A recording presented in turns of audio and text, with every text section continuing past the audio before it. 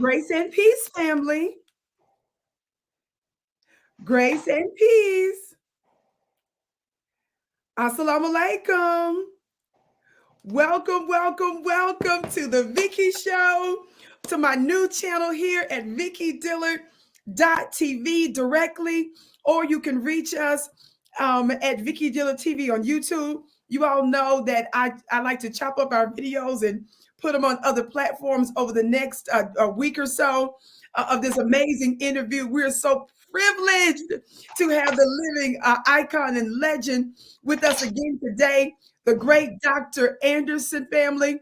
Just before we bring him on, family, for those of you that are tuning in, I want you to hit that thumbs up button. And I want you to share this amazing broadcast today. Our living legend, Dr. Anderson, is going to talk to us about true political power, how we leverage political power, with an emphasis today on the judiciary, family. You do not want to miss this. So on the count of three, for those of you that have it, I want you to hit that thumbs up button, beloved, and share the broadcast. Are you ready? 1, 2, 3, thumbs up. Thumbs up, thumbs up, thumbs up, thumbs up. Thumbs up, thumbs up, thumbs up, thumbs up. Well, family, thank you for sharing. Welcome, welcome, welcome. I see you all piling on in the chat. Everybody, would you put your hands together and welcome our dear vanguard as it relates to economic, yes, Black liberation, economically, politically, and otherwise, the great Dr.Claud Anderson. Oh, thank you very much. I guess I'm gonna have to put you on the payroll and take you around the country with me. If I can get those kind of accolades before I go on the air any place in the United States or in Europe or Caribbean, I'm taking you with me, and I'm gonna bear the expense for it, because you can't beat a better introduction than what you just gave me. Oh, that was the easy part. I'm telling you, we don't take it lightly. Your extraordinary contribution and wisdom that the divine has brought to us in our people. Dr. Anderson, family, I want everybody, I'm saying this early before we get into the topic, because he told me through his beautiful wife days ago, tell them to bring their pen and pads. So Dr. Anderson, I told him when I posted the other day, I said, have your pen and pads, because he's going to drop some political game for us. So family, we're going to not prolong the time. We won't be here too long. So take what he gives us. But I want everybody to put in the chat, Powernomics. I'm saying this right now, because before we leave, I want everybody to make donations. I want everybody to buy books, his 5 books by the dozens at powernomics.com. It's displayed right here on the screen with his name, POWERNOMICS.com.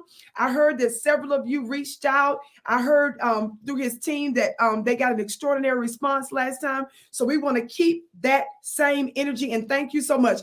Dr. Anderson, welcome, welcome, welcome, welcome. How are you feeling?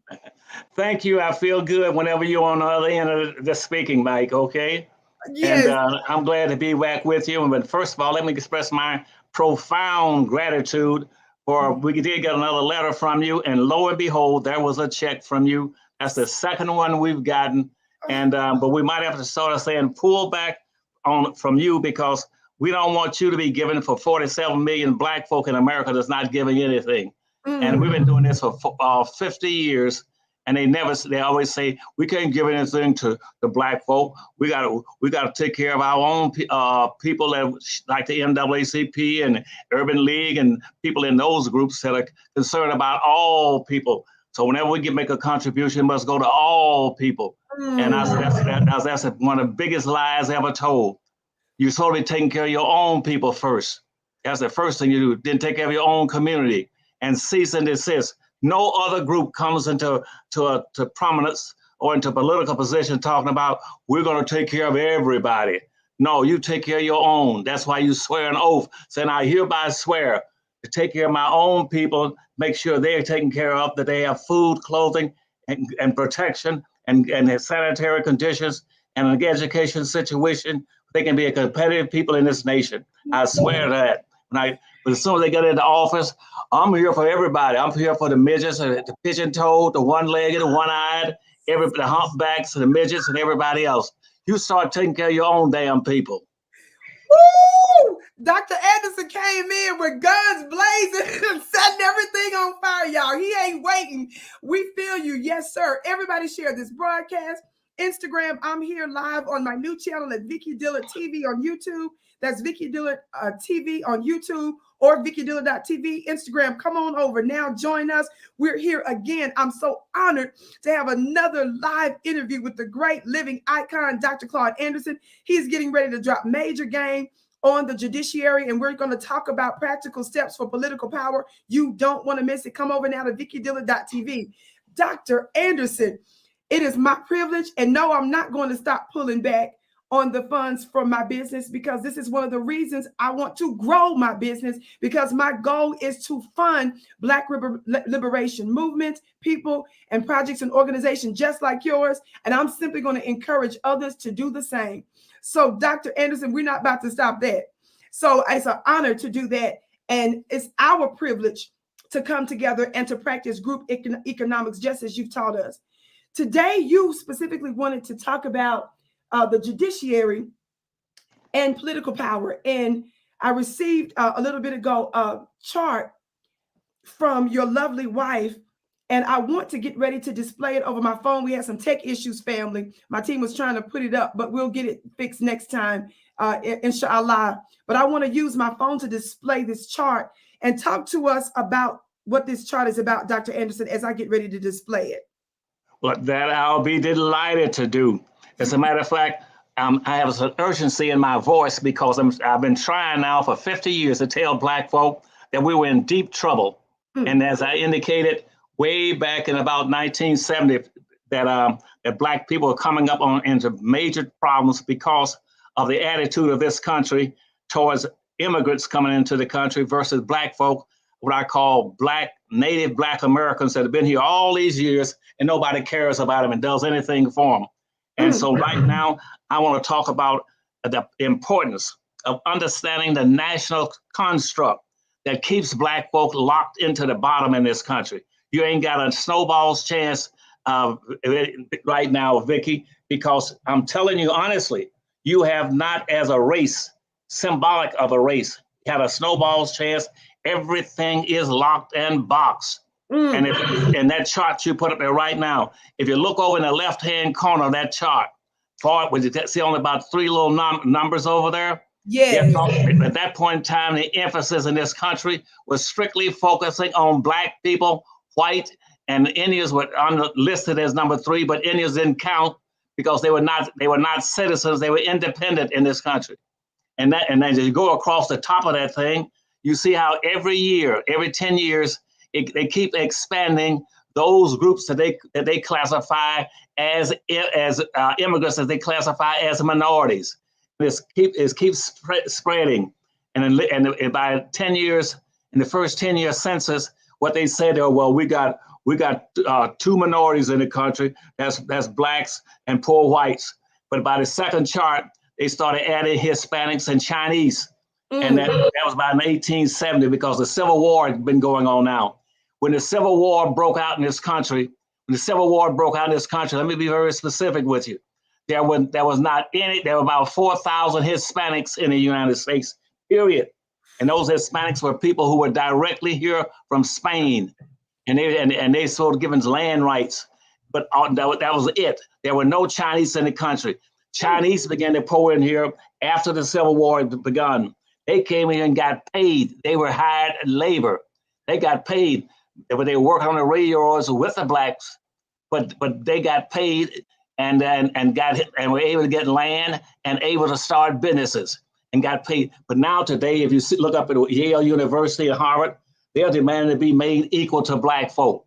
But Black folk didn't get paid anything and were beaten and castrated and lynched for not working harder on the railroads.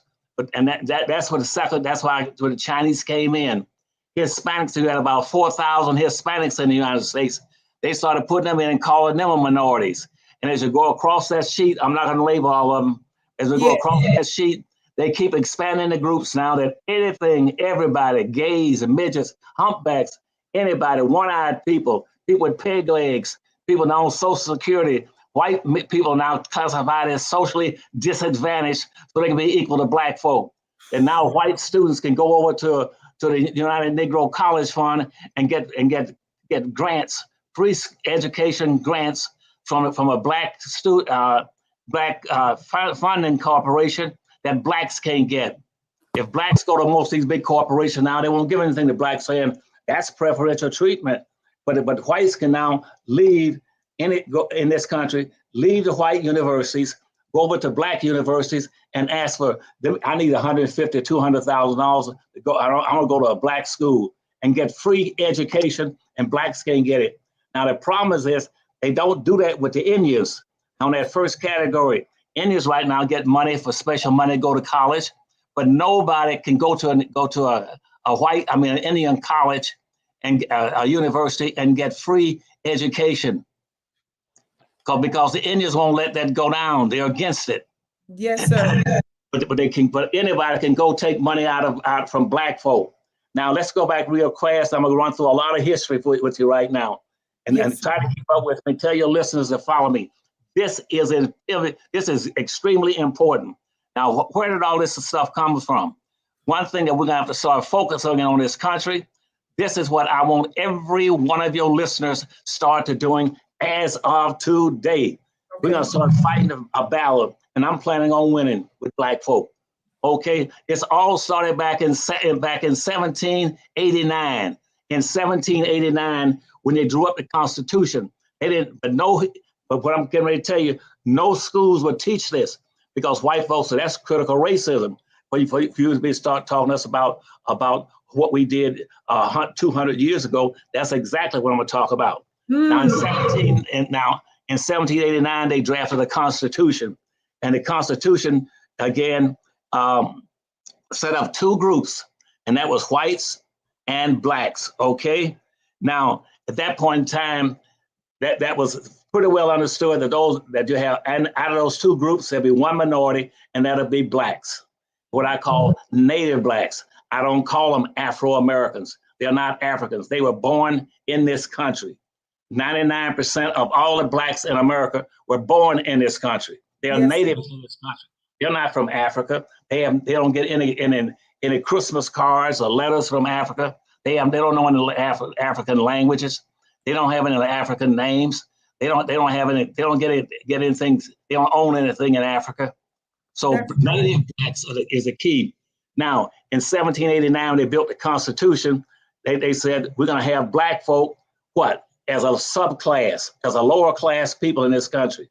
And now who's saying this is what white folk call the founders of the country. The founders mean people like George Washington. Okay, George Washington, and you got George Mason, and you got Alexander Hamilton, and all these people are wealthy people. So if you look at the Constitution, you find they came here for what? To start a democracy. But what was the purpose of this democracy? Was to make profit. And all these whites borrowed money from all the banks in Europe. They come here and start a democracy in America. Period. Okay. Yes, so they came here and they bought and they said, now the first thing we're gonna do once we get here is that we're gonna make sure that all the wealth is in the land. Okay. And so they said we're gonna get so much land because we are founders. And so George Washington says, give me 100,000 acres of free land. And so they gave him 100,000 acres of free land. Then Thomas Jefferson said, if you're going to give George 100,000 acres of free land, I want 100,000 of free acres of land. So they gave him 100,000 acres of free land. Then Patrick Henry, that all our black kids get exposed to in early educational schools settings in America, was that then Benjamin Franklin says, I want about 50,000 acres of free land. And then following him comes one that says, give me liberty and give me death, but also give me 55,000 acres of free land. So to make a long story short, this country then took and gave to those founding fathers 24 million acres of free land right off the bat. And, so, and they said, and the wealth in this nation is going to be in the land. And that's why all through history, Black folk couldn't get 1 acre, not 1 acre of free land, talking about, I want 40 acres of free land. They said, we're not going to give you 1 acre of free land, not alone 40 acres. And so they gave whites coming to America then. They told them all, said, send your weak, your poor whites over here to America to freeload. Send them over here to get profits. Okay. That's what I want the whites coming from Europe to get. And see, but blacks never make this point to whites like Connolly in the Congress and all these racist whites in the Congress. You should tell them to look, you all came here with nothing. You were given over 2 billion, billion, 2 billion acres of free land to every white coming in got 650 acres of free land. And that land was free to them. They didn't buy it. So you go down south now and see all that land out west and all down south, those big farms and plantations. Whites didn't come here and buy no plantations. They came in and got free land. But then Thomas, General Jackson, when Labor became president, Andrew Jackson, says, well, but land doesn't have that much value, only 10% value, a real value coming from owning the back of a slave. So we got to make sure y'all got some free labor. So they then said that all blacks must work for nothing. You get nothing, you get no land, and you don't get paid. And so consequently, they came in and brought in almost somewhere between 8 and 12 million black folk to work for whom? To work for all those poor whites coming from Europe, looking for free land. Okay, and that's where whites got their wealth from. And what did they pick up? Whites then own that land. That's the point of slavery. Slavery came into existence then, and the whites got 100% of all the wealth in this nation. They got 100% of all the land at that point. They then got 100% of all the minerals in the land, the bauxite, the chrome, the gold, the silver, and the oil, and the water, forestry, wood, everything. They got 100% of everything. Okay? Yes, and then sir. The blacks got nothing. Nothing. And once that was over, and so what they said is, now, how do we keep all this? They said we keep it by making sure that only people can come into the country and sharing this profit, sharing this wealth that we are getting free off of blacks' work, is that let's see how we're going to do it. Okay, let's pass a law. So the next year after the Constitution was built, a form rather, they passed a law. Congress passed a law, said this is a white nation. They said this is a white nation only for whites to get benefits out of. Blacks get nothing. That was the first Congress, first law was to say all the benefits in this nation go strictly to whites, nothing to blacks.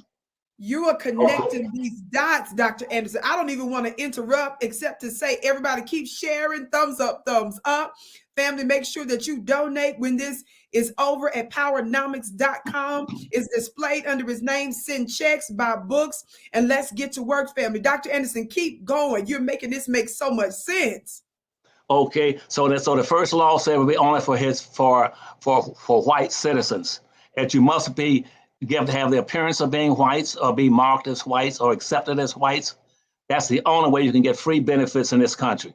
And they said nobody else can get any, but just white folk. And so that was the first law passed in this country. Now, after they set that up, they said, now what are we going to do next? Now we know who's going to get the benefits. We know who's invited into the country. So they set up something called the United States Supreme Court. And so they set up the Supreme Court. And they said, we're going to pick 6 whites to make up the United States Supreme Court. And guess what? Those first people on the United States Supreme Court were whites. Not only were they whites, not only whites, they were racist and they were slave owners. Come on. So the first 6 people put on the United States Supreme Court were white slave owners. Okay. Okay, and they made all these decisions about black folk, talking about we're the Supreme Court for justice. Yeah, just us. That's being put into slavery. That's what they made on. Come on now.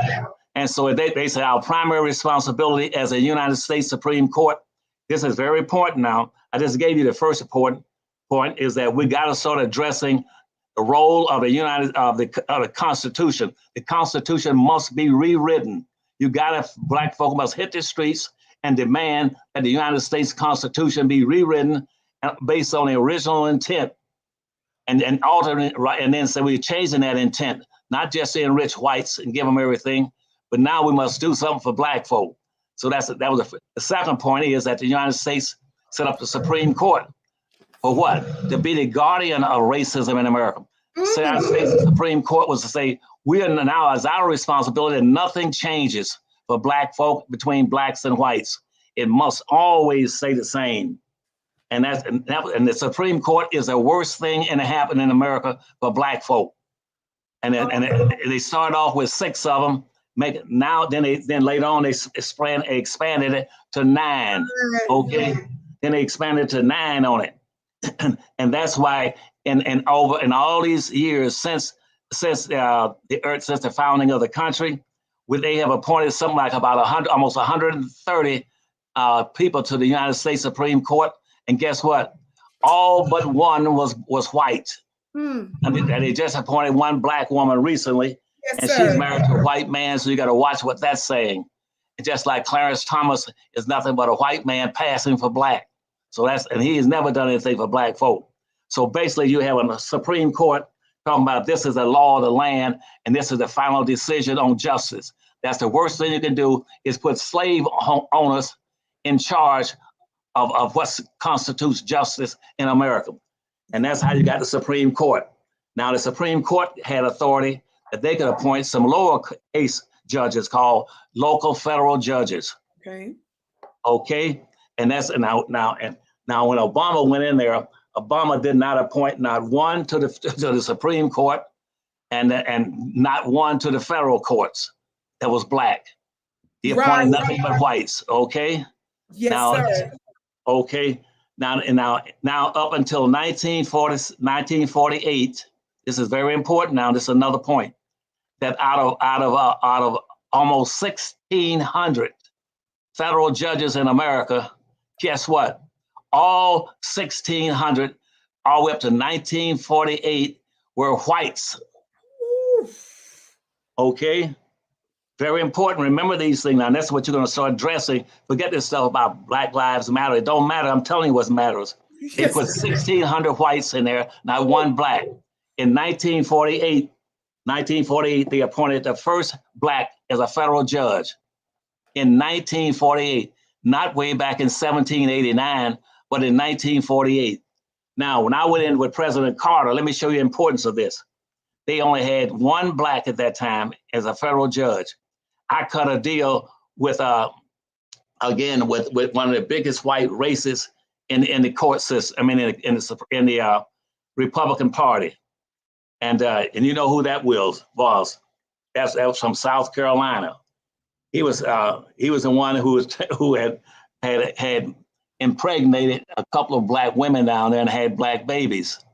And who was that? Can you remember what that one was? You said the president? No, he was a senator from South Carolina. He was on the Judiciary Committee for the Republican Party. And so I went in with the White House with President Carter in 1976. Guess what? They still only had one black that was a federal judge out of over 1,600. And they had one they were considering to make the second one. They're putting Strom Thurmond in the chat. Huh? They're putting Strom Thurmond in the chat. Okay. So Strom Thurmond, guess what? he was a secretary for it. He wanted something out of me as assistant secretary in commerce. And I told him, I play quid pro quo.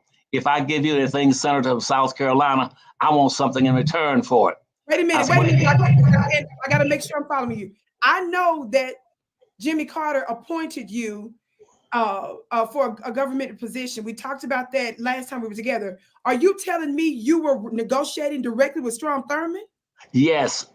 As a matter of fact, I'm the only one. And as a matter of fact, I was appointed to be an assistant secretary in commerce, the first Black in the history of the nation to be put over commerce for the United States government. And secondly, in that, I was also the chairman for economic development for Eastern and Southern governors. Okay, I was the only Black that ever been over the governors. Then, and thirdly, is that they put me over the property disposal program, which means any surplus property that the government owned that was just laying around doing nothing, I had the authority, the full authority to give it away to whoever the hell I wanted to give it to based on their requests from me, to me. And so, and Strom Thurmond came to me and says, Dr. Anderson, he said, I need some things in South Carolina. I said, like what? He said, I like to have some steam shovels and some tractors and I need some Quonset huts and things like that. He said, could you get some of those for me? I said, yes, I can. And all I needed was my own damn my signature on a form, one sheet, and I could give away anything I wanted in the damn government. And Black folk in this America didn't even know that. And Simeon Booker for Jet Magazine wrote a long story saying the most powerful Black in America is Dr. Claud Anderson, and you Blacks don't even know it. You still been talking about Urban League and all this stuff. He has authority to give away any damn thing he wants in the federal government. And I said, Strom Thurmond, what do you want? He said, here's a list. Gave it to me. I said, fine, I'll get you these items. I had a staff of 45 people sitting down in Charleston, South Carolina, to go out and find whatever I wanted and bring it to me and give me the serial number off the equipment or whatever it was, and I would sign it and give it away to him. And so I said, okay, Strom Thurmond, I'll give it all to you, and I have it all stacked up for you within 1 month. And so I sent out some staff members to do it, and they brought back everything. Now he said, now, Dr. Anderson, since you say you believe in quid pro quo, what do you want in return for this? I said, damn it, I want something that you've never done in this country. Never done. He said, what's that? I said, I want 3 damn Black federal judges. Whoa. Pointed straight from me to the United States to run this country. He said, you got it. Dr. Anderson, I don't want us to miss who we're listening to right now. Yes, I was aware of Strom Thurmond, but I did not connect the dots. You are an octogenarian. You are living a long life, but me not connecting the dots. Like, that's right. It's not just in a book, Vicki, or the newspaper you were reading about Strom Thurmond.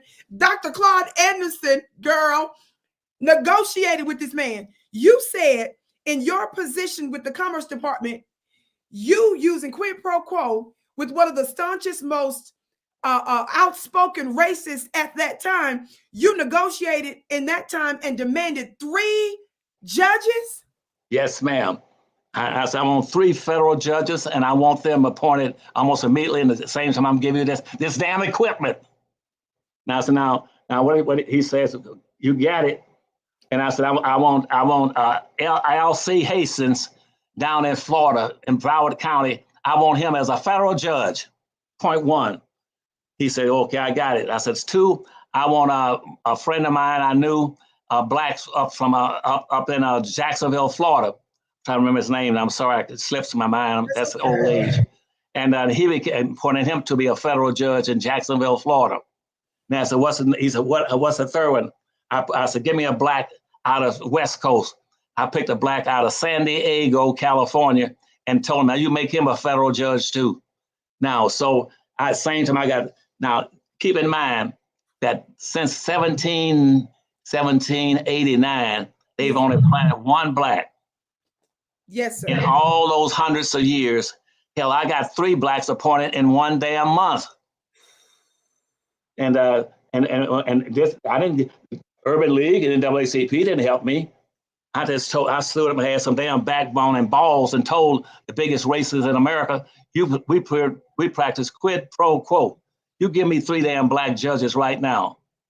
You give me 3 black judges, and I'll give you some equipment. And that's how you got those 3 black judges.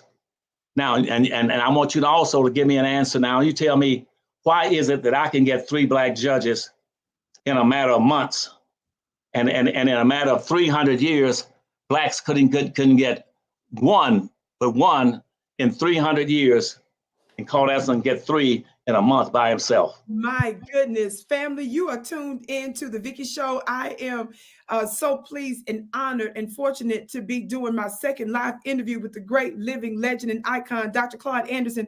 Please share this with everyone. Our brother is breaking down for us the power, political power, specifically today talking about the judiciary, and he wants us to take notes, and he's giving us some powerful points.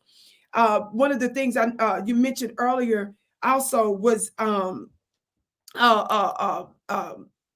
course, the main thing, Supreme Court, but the way you broke it down, we know about the Supreme Court, but you broke down the fact that they came into existence, as you said, the guardian of racism. And I think other than Thurgood Marshall, I think he was, of course, the first black on the Supreme Court. Yes, sir. All of them were white racists. Not only white racists, baby, they were also slave owners. And slave owners. Yes, sir. Yes, sir. And now look at them now. What change you have. Look at now, here we are, all these hundreds of years later. Look at the Supreme Court. You still got everything that are white. And you got one white man sitting there pretending he's black, called Clarence Thomas, that votes against everything for black folk. Now they finally put a black woman on there. And so I said, y'all are playing damn games. How can you tell me you're a Supreme Court and always rule against black folk, point 1. And point 2, how can you have about 16 or 1,700 federal judges, and all those have been whites, except the ones Claude Anderson put on there? That's right. That's right. And those are the federal judges that's lower than the Supreme Court, because other than Thurgood Marshall, what are your thoughts on Thurgood Marshall? Of course, he was the only other singular one, but he's passed away and he left the court in 91. Well, he was a good, strong black man, but they played him for a fool and some stuff when he got to that point when we needed him. And Martin Luther King led the crowd on doing that. And the NAACP led the crowd on doing that. Let me go on through this. I'm going to show you something. I want you to spell all these points. You hold those points, baby, and you just say, we never forget these points, okay? So yes, keep going. I'll get to him later. I don't want to mess with what you're doing. I'm listening. We're listening. Okay. So then the federal judges, they all originally exercised the authority they were appointed to have. The Supreme Court is not doing what is legal. Everything that Supreme Court is illegal. The Supreme Court was given the rights to do 3 things. They had a right to sit in judgment on ambassadorial appointments, point 1. They could get involved in ambassadorial appointments and comment on those. 2, they can get involved in some lower case hearings that was between more than one state, like 2 states had a conflict. Okay. They could get involved in that. And 3, that they could get involved if you had a federal appointee that was not carrying out his job. Now, those are only 3 things that the United States Supreme Court has authority to do. I got all these damn black lawyers, and what I'm telling you now, they don't even know this and call themselves lawyers. Then at the same time, here, they did not have the authority to even get involved in racial issues. Supreme Court has no authority to be in racial issues. Do you know most blacks with all these law degrees don't even know that? Wow. And so they got the authority in 1803. After 1790, 89, here comes 1803. Okay. Now they get some, and there's a case called Madison versus Marlboro, and there was some discussion on that. The Supreme Court got involved, and a decision had to be made. And they say, well, we don't have the authority, but we'll do it anyway, because who knows? Nobody gives a damn about what we do. We'll do it. And they made some decision in the Madison and Marlboro decision about what they're going to do. And they got away with it because nobody made an issue. That was it. That was in 1803. Now follow me now from 1803 all the way up to 1857. They had no authority to get involved in race matters. Okay. In 1857, here comes the Dred Scott decision. Okay. And now the Dred Scott decision came up about a black man who was saying he was free and he should be free because he was not involved. He was no longer had a slave owner, and he should be able to go on his own and take care of his own family. Yes. And so that case came before the Supreme Court. The Supreme Court jumped in on it. And then the Supreme Court final decision on that case called the Dred Scott decision of 1857. And then it came back and said, well, as far as we're concerned, a black man has no rights that a white man is bound to respect. Are you with me now? Yes, now, sir. 1803 to 1857. They didn't have authority to make a decision regarding Dred Scott decision, because that was talking about racial issues, and the courts, and they never had the constitutional right to get involved in race matters. Okay, but they went on and did it anyway and said, Dred Scott, you ain't got no damn rights. Okay, now, and so after the Civil War broke out about 3 or 5 years later, and at the end of the Civil War, the first thing that the radical Republicans tried to do was to give black folks some authority, some rights. They said, then we write a new constitution. Why? Because they said a new constitution is needed. Mm. That's why we said we must have you've heard about the construction, new construct. Say, go back and reconstruction, where reconstruction went. Reconstruction. Reconstruction means go back and redo what you're supposed to did in that first constitution. Yeah. The first constitution is anti-black. Mm-hmm. Mark this down. The first constitution was the first affirmative action in the United States. It was written strictly for white folk.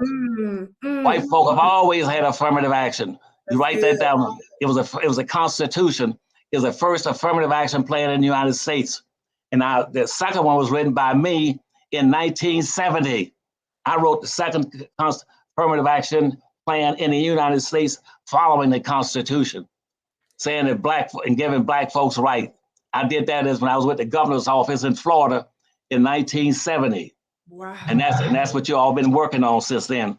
I wrote the second Constitution, the affirmative action plan in the United States to conflict with the Constitution. I tell black folk, don't accept the Constitution. This is our constitutional rights. Constitution, United States Constitution gave you no rights. They stripped you of everything, your humanity, call you a field animal, 3/5 of a human being, equal, and that you were nothing. You were a number, period. Now, I got all these blacks, including civil rights leaders, always talking about, we got constitutional rights. You don't have no damn constitutional rights. The only time you even got some rights was when I wrote the damn plan in 1970 for black folk, the second plan. The first one was a constitution. And they go and run around for talking about what the damn Constitution said.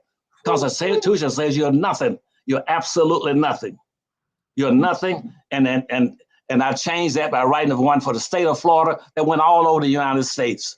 I didn't write it, but I didn't. I remember I wrote it only for those first two groups in that sheet I gave you. Yes. I wrote, okay, and that was for black versus whites. I wrote that plan in that respect, saying that the only minority in this country is black people. Yes, sir. That's it. On the left-hand corner there, at that top, those two up there, that was what that was for black people. That was the only issue at that time. Now watch this now, baby, and I'm gonna give you another point to put down. Yes, sir. We're listening. Okay. Don't forget your point. By the way, family, I put the chart in the community page at VickiDillard.tv. So all of you all have access to it, because my team had a hard time putting this chart up live. It's on the community page at VickiDillard.tv. Go ahead, Dr. Anderson. We're listening. Okay. I don't want to interrupt. This is too good. I'm listening. So what the court said as soon as the Civil War ended in 1863, they says now we must go back and correct the Supreme Court decision in 1857 saying Negroes or niggers don't have any rights. We have to correct that. That was the first thing that the Congress said, we're going to have to do something. The radical Republicans said that. We must do something for black folk.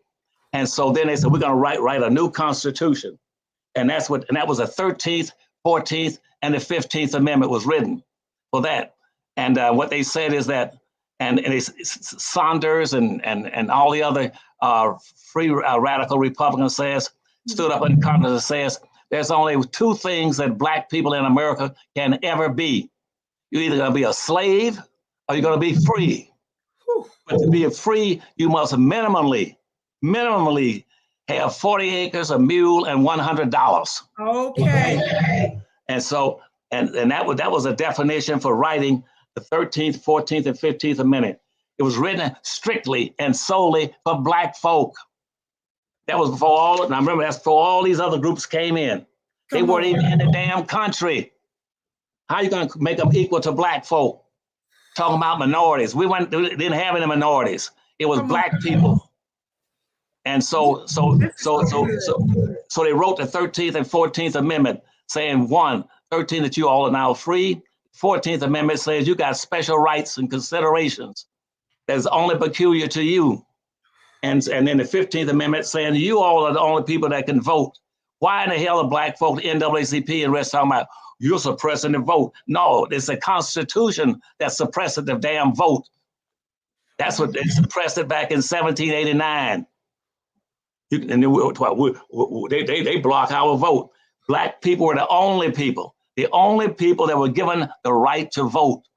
All these other people coming to the country just came into the country. Nobody ever gave them the right to vote. My goodness. Only Black. The 15th Amendment was strictly and solely for Black folk. And yet Black folk always going around talking about, we got to register because they won't let us vote. You're the only person in law that has a right to vote. Dr. Anderson, you are dropping so many jewels. Everybody hit that thumbs up button, share. Everybody write the website powernomics.com down, because after this is over, we all want everybody to donate, buy books by the dozens, by the hundreds, because we're going to continue this. I don't want to interrupt. Dr. Anderson, keep going. Okay. And so in addition to the 13th and 14th and 15th Amendment, which was written strictly for Blacks, they said we're going to write 6 or 7 laws that'll be for Black folk. Okay. And Andrew Johnson came in and replaced Lincoln, who just got assassinated. And so they said he vetoed him. And guess what? They came back a second time and overrode his veto and said the 13th and 14th Amendment, it will stay in. This time you can't overrate it because it's a law.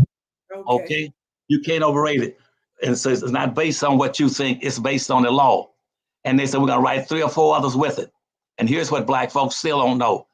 They wrote about 3 to 4 more laws, like on highway law, saying you white folk cannot touch a Black person that's in travel or going up and down a highway.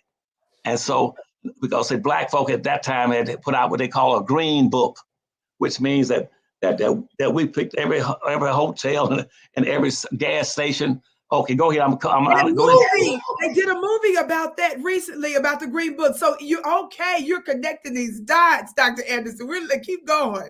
Okay, so Black folk had a Green Book out, but now they're making a movie about it and talking about white folk with the damn Green Book. It was only strictly for Blacks.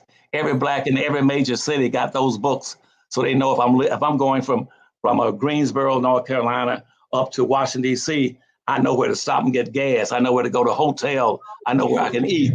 That was called the Green Book. Nobody explains this stuff to Black folk. You got a damn congressional Black caucus. Where are they? You some of the dumbest asses on earth. Okay. And they're totally useless. About as useless as mammary glands on a damn bow hog. But anyway, total waste. And so they passed 3 or 4 more other laws. And guess what? Here comes, as soon as they got them on the books, here comes the damn Supreme Court again. Okay. And so Reconstruction had gone from 1865 up to 1875. By 1875 now, 10 years after Reconstruction had come into existence, the United States Supreme Court jumped in there and says, we're gonna kill half of these laws and say they're unconstitutional. They went in there and wiped out about 4 of them, saying you Black folks still don't have any rights. Only thing we all can get is what went past us and went right into the laws by the Congress. It wasn't put to a vote. It went right into the damn books. That was the 13th, 14th, and 15th Amendment. Okay. But then the reason we let those go in there, because they were only for black folk. But then the Supreme Court then says, well, we can't get to the 13th and 14th and the 15th Amendment. Here's what we'll do. Those laws, we're going to expand those laws to make them applicable to everybody. See, so even the midgets and humpbacks and pigeon-toed and people with ingrown corns and everything else on their foot can now be qualified to be equal to black folk. So the biggest lie, one of the biggest lies that were ever told at that point was put out the law saying anything in this country, all people, reason we put all those people on this sheet, all these different groups, Eskimos, you see that over in the corner, Eskimos, over here equal to blacks. When did the Eskimos pick damn cotton? I'm asking. They never picked them, but they equal to black people picking cotton. They never picked no damn cotton. Wow. Okay, you got it. You got it now, okay? Yes, sir. And so they say when they rule those 4 of those laws, they're unconstitutional for black folk. And so the black folk went right back into slavery again under what they call the black laws, the black code. They went right back into semi-slavery because the United States Supreme Court wiped out all those laws except the 13th and 14th and 15th. And what they did with those, they expanded them so they apply to everybody but black folk. But black people. Oh my gosh. You are making this make so much sense. The way you're connecting us, all of these different parts we've heard, but you are assembling it for us to see the progression of it and how they did this to undermine us, especially when you broke down how the Supreme Court was brought into existence as the guardians of racism. Keep going, Dr. Anderson. Everybody keep sharing. Thumbs up, thumbs up. Let everybody know to tune in now to VickiDillard.tv. Go ahead, Dr. Anderson. Okay, so Supreme Court then ruled all those laws were unconstitutional, and that took you back into what we call Jim Crowism. Okay. That's where Jim Crow jumped up then under the black laws. And the black laws were nothing but a repeat of what we call the slave codes. The slave codes of 1710. Slave code of 1710 was exactly what they called the black codes back when they after they killed off in 1870 those laws for civil rights for black folk. Yes, sir. Black codes. Okay. Yes, sir. Okay. Now under the black codes, what it says is the only way a black person can ever get to be free is in those codes. Those codes identified what was acceptable to whites and what was acceptable to blacks. Okay. What blacks could do and what whites could do. It was like one coin, but it had 2 sides to it. White side, what whites can do. White folk must never let a black person look equal to them in any respect. A white person could never reward black folk. A white person could never give a black a title. White folk could never let a black person call him by his first name. A white person should never let a black person look out the same window he looks out of. Black person could not, it was against the law for him to play games with white folk. It went on, and based on that, between about 1890 and 1880 and 1900, they lynched 2,800 black men. Lord have mercy. They lynched them for doing something in relation to breaking some of those laws, one law or the other. And they said, we're against it. And most of them had something to do with women, white women. Like yes, sir. A white woman, looking at a white woman, writing love letters to white women, showing up at a white man's house when he was not home was a death sentence. You get your ass killed for showing up at a house if the white man wasn't home. Right. And so when black folk were freed, a lot of these blacks had to walk across the country, and they had no jobs because white folks said, we're going to set you all free. But where we're going to give 2 billion acres of free land to white folk, we're going to give you for white immigrants, we're going to give you blacks a damn thing. You have to leave slavery with no shoes, no clothes, no home, no land, no tools, no education, no church, no organizations, no education. It's against the law for you to be caught trying to learn how to read and write. And that'll cost you $100 and 39 lashes on your butt. And we'll make sure that when you're whipped, you'll be whipped either by Indians. They use Indians to beat black folk for trying to run away. Every time they caught a black person, he got his ass whipped for trying to run away. And they let Indians beat them. And they tell the Indians, beat them as much as you want to, and you can castrate them if you want to. So Indians were beating blacks and castrating them. And they're always going around talking about Indians were our best friends. Indians were never friends of black folk. From the first treaty, what's called the New York Treaty, the Indians always sided with whites. That's why they started calling them a civilized tribe. Cherokee, Choctaws, Greek, Seminole, and oh yes, yeah, and Choctaw. They were all so we'll call you civilized because y'all gonna help us whip these niggas and keep them in line. So y'all ought to become slave traders, slave hunters, and we pay you $25 for capturing every runaway black you can catch and bringing them back to white man to be punished. And if you can't bring him back alive, if you bring him back dead with his ears attached, we'll give you $22. Okay. And this is why you say the Indians also owe us reparations. You said that That's last right. time. That's right. And right now I got lawsuits in right now in the federal courts. I've spent hundreds of thousands of dollars of my own money just with this lawsuit since 707. I've been filing lawsuits for black folk because I didn't get the money. Not one wealthy white nor wealthy black ever gave me a penny. I'm still paying lawyers out of my own pocket. Dr. Anderson, I need you to say that one more time, that you have spent hundreds of thousands of dollars of your own money to do what, sir? To exercise or execute the Indian lawsuit.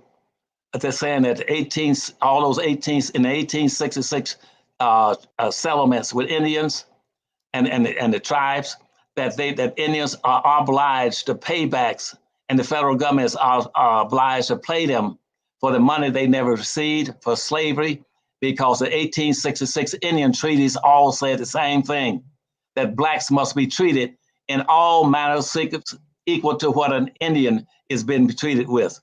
And these so-called Indians in America, 95% of them are never Indians. Those are whites passing for Indians.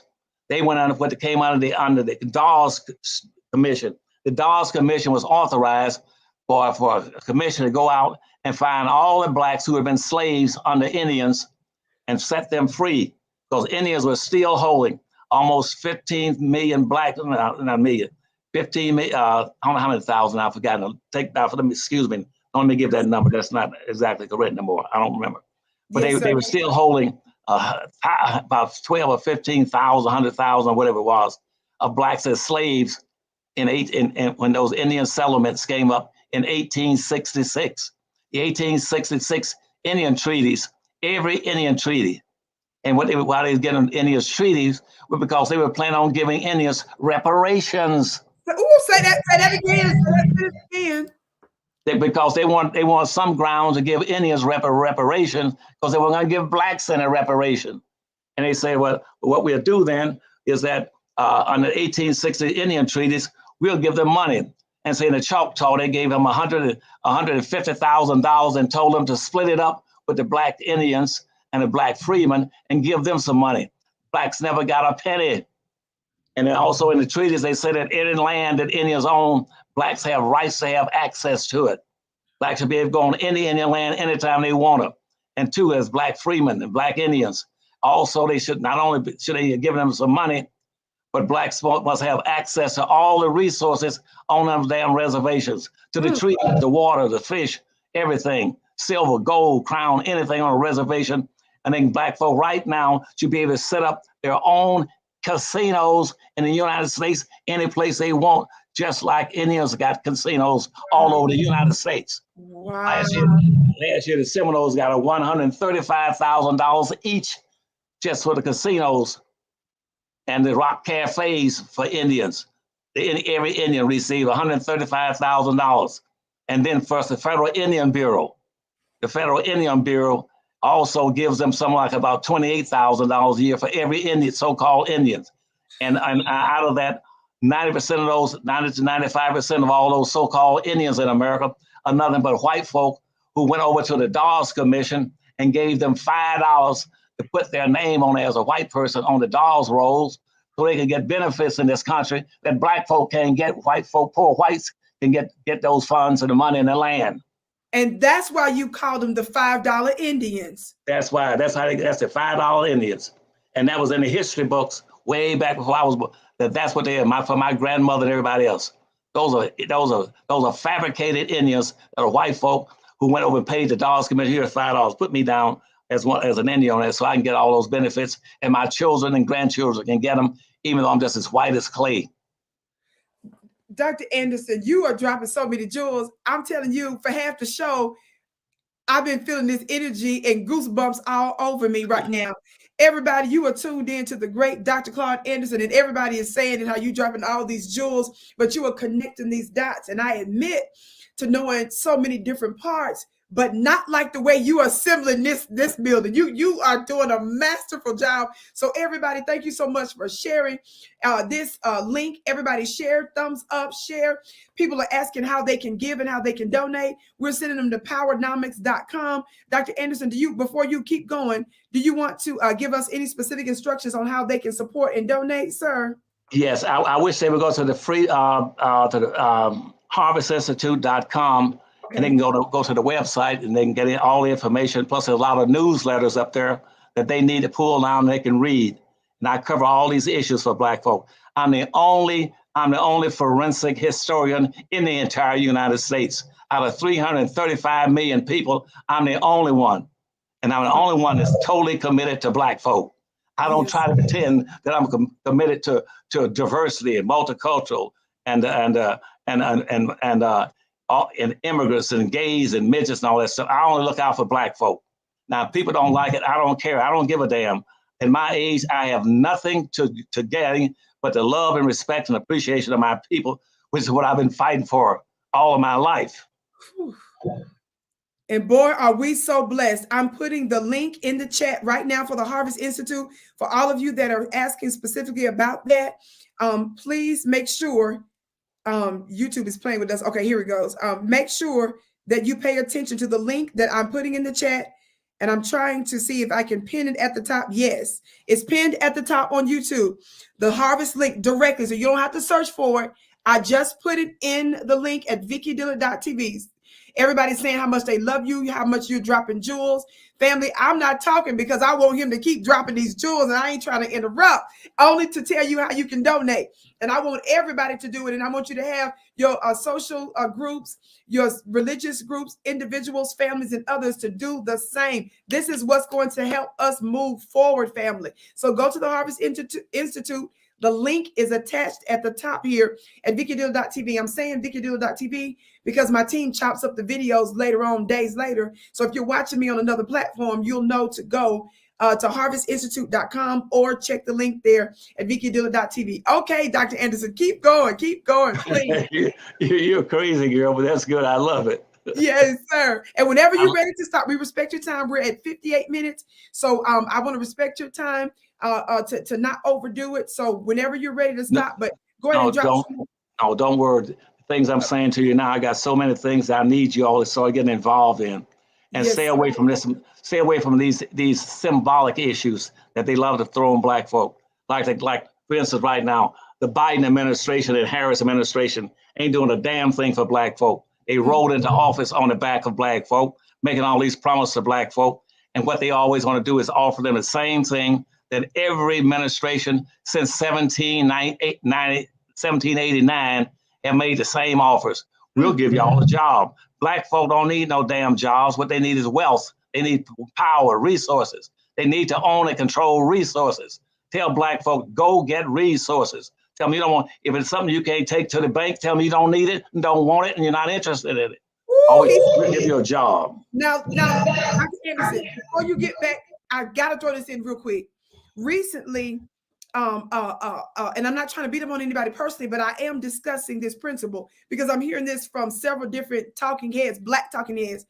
Dr. Umar Johnson just did a big interview on the Breakfast Club, and he told Charlemagne the God, and I was upset with Charlemagne. I like Charlemagne because he brought you on. That's really the only reason I like Charlemagne and the minister. But other than that, I don't care for him. He's got 1 point, 2 points with me because he brought on you and the minister. But other than that, I ain't worried about him. But he had Dr. Umar Johnson on recently, and Dr. Umar said he's for reparations, but Dr. Umar said that we need reparations for psychology first. We need to get our minds together first. We need to get all our neighborhoods together and all this stuff together first before they give us the checks. He said that money won't solve our problems. I'm just curious, not that you're directly addressing Dr. Umar, but what do you think about Black folks coming out saying that money ain't gonna help us? Well, see, then I totally disagree with him. And you know, I'm crazy about Umar because Umar's a good friend. Yes, but sir. Umar is wrong in that respect. Money is the only thing that's really important. Because see, because you see, everything is stacked in a vertical order. And the first thing you must do is at the bottom, have a commonality of what you want, your goals are, and then out of that, and your defense, then come up and build a community. Community means either communities physically, like buildings and whatever it is, or you must have a sense of community, a broad sense of community, where we all learn to work together. And once you build that first floor, it's like a 5-story building. So set your mind now, baby, on a 5-story building. My wife just stuck a note in front of me, said, "Stop cursing." I apologize to all of you all for cursing in front of them. She just said, "Don't be cursing to them." And that's not directed at them, Joe. Oh no, you good. We love you. We love you on fire. We understand it, sir. And so your first floor is always a community. Once you can start seeking for empowerment, the first thing you must do is get a community or a sense of community. And in that community, you started doing what? Because we don't have not one community in America. All we got are neighborhoods. There's nothing in a neighborhood.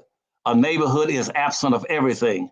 And see, to have a community, you must have at least 3 elements in it. You must have a wholly independent economic attitude and material manifestations in there, which means you got to have major businesses in there, economy, in a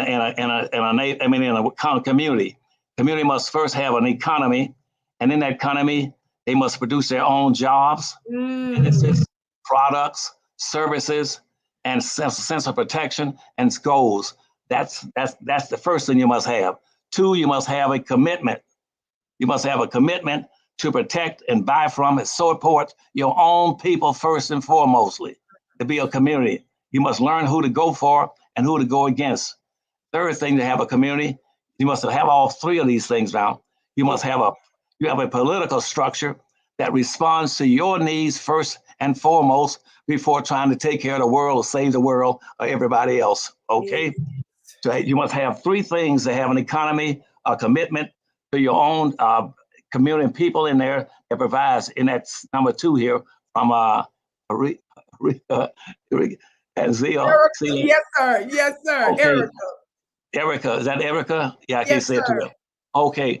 In a commitment, in a community, you must have not commitment, it's community. In that community, you must have the ability to produce income, to produce jobs. And see, nobody ever tries to make a community for Black folk. You've never heard a politician says, "I'm going to put up money and resources, and if I'm going to put up, and this is what I want Umar to do if he can do it, if he can modify it without creating problems for his own self and stuff." But you must have a commitment to buy from your own people first and foremost, and to sell to everybody. Yes. Buy from your own people first and foremost, and sell to anybody. You must produce products in your community that can be vertically integrated, which means that the first floor will be an economy. The second floor is politics. Do not get into politics and start trying to play politics. See, I've been playing politics now for 50 years and running campaigns for governors, presidents, 2 presidents. I don't know how many damn governors, but also mayors and state legislators and congressmen. I'm the only Black in the country that's done all these things across the board.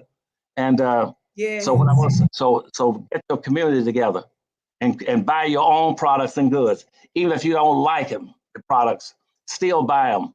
The Jews will tell you in a second. You tell a Jew, "I'm selling these." He said, "Okay, give me. I'll take 2 of them."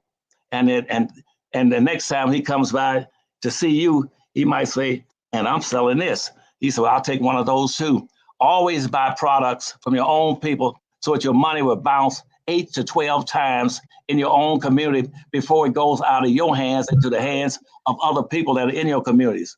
And what you have to understand is that the minute all these immigrants come into this country, they're going to come right to your community. They're going to come right to your community. You know why? Yes. They're going to come right to your community because that's where the void is. Right now, Black folk only control less than 1/2 of 1% of anything of value. And 98%, rather 96% of all money in Black folks' hands go directly out of their community before it bounces one time. But your money should be bouncing 8 to 12 times. Like Hispanic money bounces 6 to 12 times. White fund money bounces 8 to 12 times. Arabs and Arabs and Hispanic money. Arabs and some other group now. I'm trying to think of it, but the Arabs money bounces 13. Yeah, Asian. That's right, 13 to 14 times. Yes. And Jewish money bounces 18 times. Ooh. Which means that, and Black folks' money doesn't bounce once.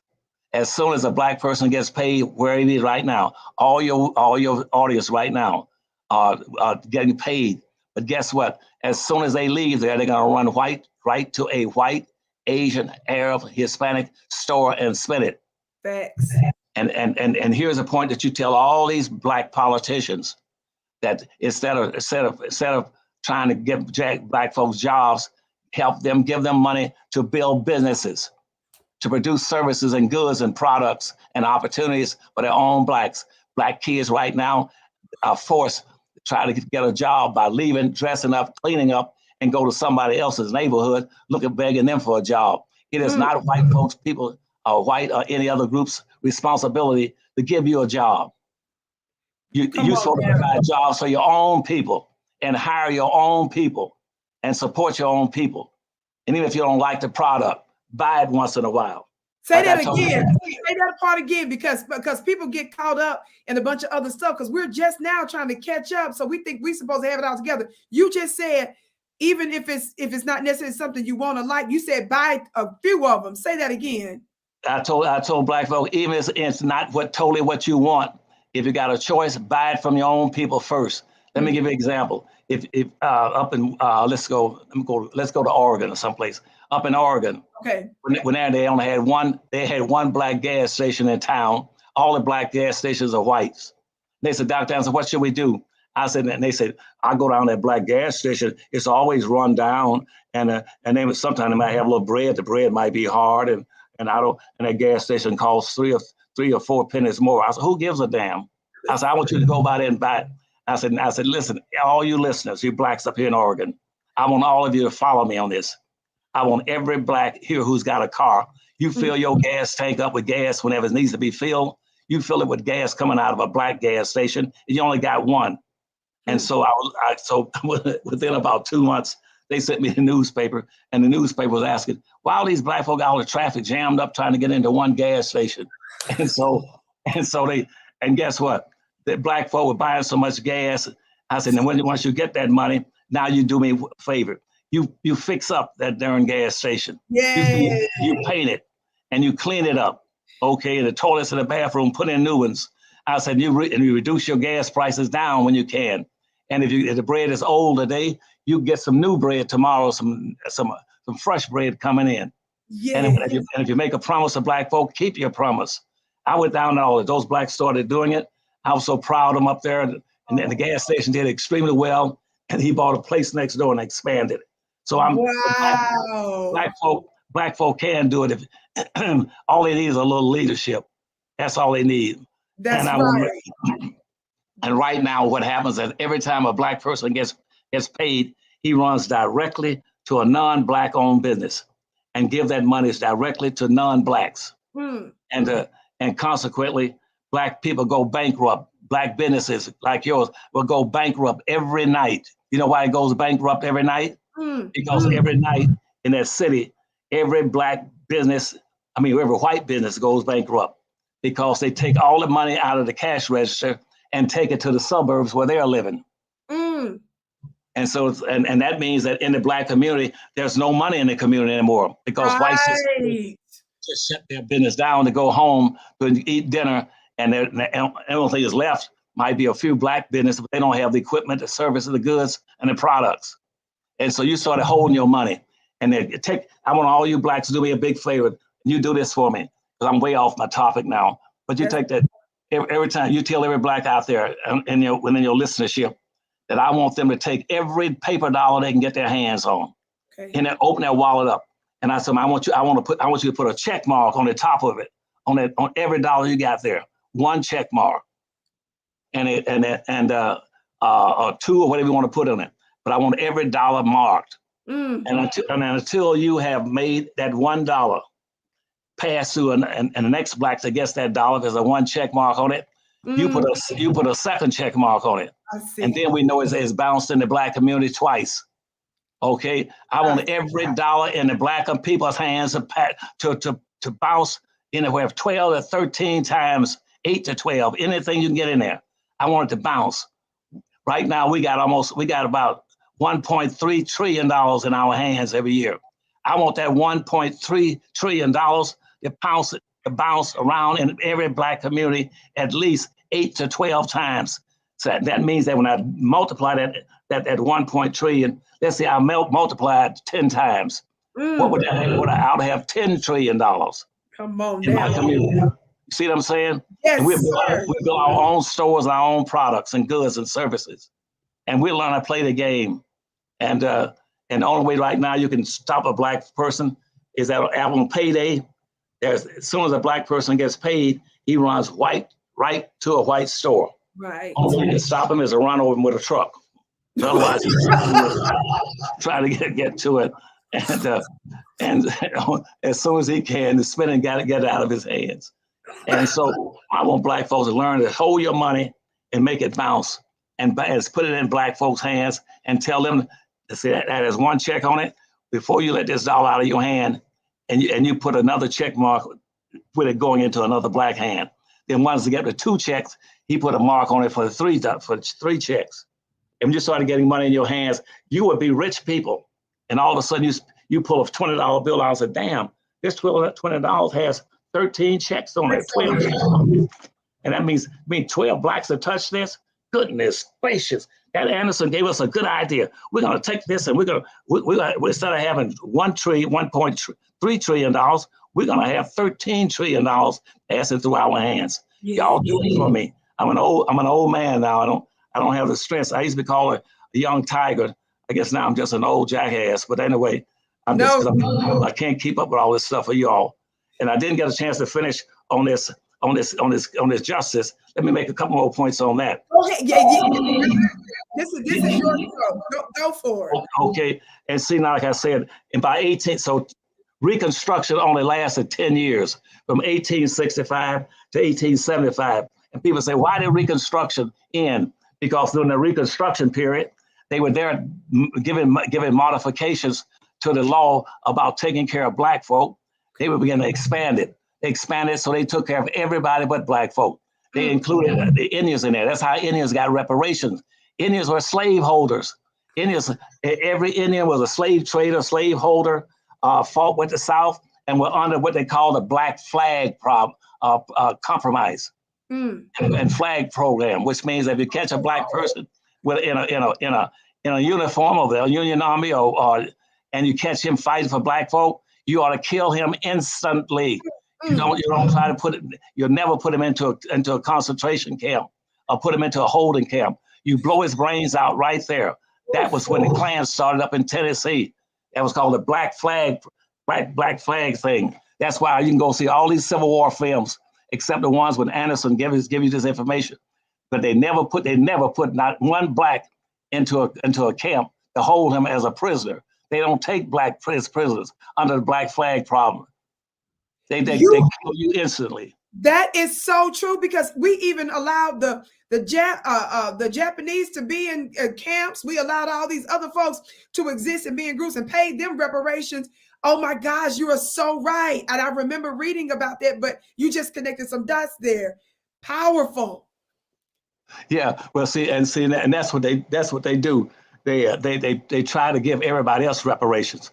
They've given every group of human beings on earth, every religion, every culture, every language, every ethnic group have all gotten reparations except Black people, because Black folk don't approach it correctly. And because we keep thinking it's a social issue, it's not a social issue. It's an economic issue. That's why I told you about that 5-story building. The first floor is economics.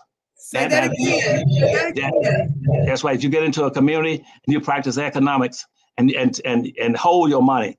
Then when politics come by, you use the money from your first floor, from all your businesses on the first floor on that 5-story building I was telling you about. Yes, sir. You take money off the first floor and you put that on the second floor. The second floor is called politics. Do not play games in politics until you got a lot of money. Don't listen to stuff about the vote is important. The vote ain't worth a damn. That's all BS. All those people that's telling you about what the vote can do are lying to you. You tell me, come see me and tell me that. I can't think of anybody else that ran as many campaigns as I ran and won as many campaigns as I did. Yes, I don't mind bragging about it now. I'm reaching an age now. I don't mind bragging. I don't care anymore. But I tell them, you use your money off the first floor in your businesses to take care of what you need on the second floor. The second floor is politics. Instead of worrying about going to vote, I found out from being with the police department and an investigator from the Safe Street and Crime Act that mafia-owned people in organized crime, they don't go out to vote. They don't give a darn about voting. Rich people don't give a damn about voting. Only poor people want to vote because they know it doesn't mean a damn thing. There's no connection between putting a politician in the office and getting resources. The whole point of voting is for you to get benefits. Never in the history of this nation has any benefits came directly to Blacks for having benefited from their votes, for voting for somebody in office, and all those voting people receiving those votes, probably whites. Even Blacks don't do anything. There's no connection between putting a Black person in office and getting benefits. I found that out in a major study that back in 1963 with the Harvard Institute. Wow. At that time, in terms of benefits, we only had 100 Black persons in politics. Only 100 of them holding special office across this country. And I checked there on what I call their conditioning process. And that's stuff like food stamps, welfare, all these imprisonment, all these social disjointed things they were involved in. And then I measured it, quantified it. Then I did the same thing in 1990 and using the same test instrument and find out what happened to Black folk between having 100 Black elected officials. And in 1990, we had over 9,000 Black state elected officials. So the number of Blacks elected to office had gone up from 100 to 9,000. And guess what? I looked at the conditions of Black folk. The conditions of Black folk did not improve. In fact, they deteriorated, went worse, went backwards. So there's no connection between a black person putting a Black person in office and getting benefits, because we don't hold Black folks accountable. We don't say your primary responsibility in getting elected. You get in this office, your primary responsibility is to take care of this community, this neighborhood, our people. Don't come and tell me what you've done for gays and midgets and all that stuff. You tell me what you've done for Black folk. You bring a report back to us at the end of the year and say, this is what I did for y'all last year while I was in office. I took care of y'all. I did something for you. They don't do anything. You get them, you vote out of office or push them out of the race. Exile them. Say, we find out you're taking care of other groups and not us. Don't come back into our community anymore. Don't come into our clubs. Don't associate with us. We don't need you. We don't need any Black person right now sitting in the office. You got, I don't know how many, about 49 or 50 Blacks in the congressional caucus. You ask each one of them, give me a report on what you've been doing every year for Black folk. If you ain't doing a damn thing, don't run anymore. We don't want to see you. Okay? Yes, sir. You are dropping so many jewels. Keep going. I know you said you wanted to give us a couple more things. Okay. Yes, I want to say that, and I say that as an example. After 1875, what what was happening, we had problems coming up. And so integration came, well, let me jump all the way to integration. Okay. We got show you how you got the integration. Again, your Supreme Court got in there to it and screwed you up in that. Okay. Let me tell you this. That's the guardian of racism. And see, that in South Carolina, North Carolina, where McClinton, South Carolina, in 1948, Black folk filed a lawsuit about how money was going into the school system inappropriately, with disparities all over. And so, and so they filed a lawsuit because they looked at the numbers and found that the state of South Carolina and North Carolina was paying about $112 for every white child going to school. Mm-hmm. But for every Black child, they were only paying $3.20. Woo! There wasn't enough money to take care of the schools. So Black schools were very deficient. And I took over education for the state of Florida. I took it over in 1970, and I stayed over to 1978. Now I stayed over education. I was the first Black and the only Black that's ever been totally over an educational system in a state, from everything from the elementary school all the way through graduate schools, every aspect of education in the private sector and in the public sector. I had the rights over all of them. And I raised holy hell. And I hope you're listening. Right. This man has done campaigns for governors. He's been appointed by Jimmy Carter for a commerce position. He has been over education departments, a businessman, an author, and so much more. Keep going, keep going. I'm just reminding us who we listening to. Okay. Well, I told him, I said, down in Winston-Salem, for instance, the same thing was true with how they were funding the schools. And the teachers were getting something like about less than half of what the white teachers were getting. Mm-hmm. And even at Florida A&M University, down in Florida, at that time, they people with doctor's degrees as professors in the white school, Florida State University, getting $3,000 to $4,000 more than a teacher with a PhD or doctor's degree in the Black schools. So I sent the Attorney General over to see him, George Shevin, Attorney Shevin. I said, go to Florida A&M and every damn Black college and white college in this state. You check for me and find out why there's a discrepancy in what Blacks are getting paid as professors in Black schools versus white schools. You report back to me, Attorney General Shevin. He said, okay. And he called back about a couple of weeks. And he said, Dr. Harris, I'm having a hard time. I said, why? He said, because the Blacks don't want to talk about it. And so whites over at Florida State University was getting something like $14,000 and $15,000 a year for being as a professor. But the Black school, they were getting $9,000 a year. And I said, it hurts my feeling to keep trying to make Black folk do right. And that's why I'm talking to you all like this today. And that my wife is screaming, quit cursing at them. And I apologize for that. But I said, I want them to do right. I love Black folk. Yeah, I love them. We love you. Half of them might not be worth a quarter, but they still belong to me. Yes, okay. And I want them to stand up and say, no, we ain't going for the okie dokie anymore. So then he came back and said, we can't do anything because the teachers at FAMU said it doesn't bother them. And so in the public schools, the same thing was going on. And I went all through all the schools at that time. And I wrote a thing called a teacher corps proposal.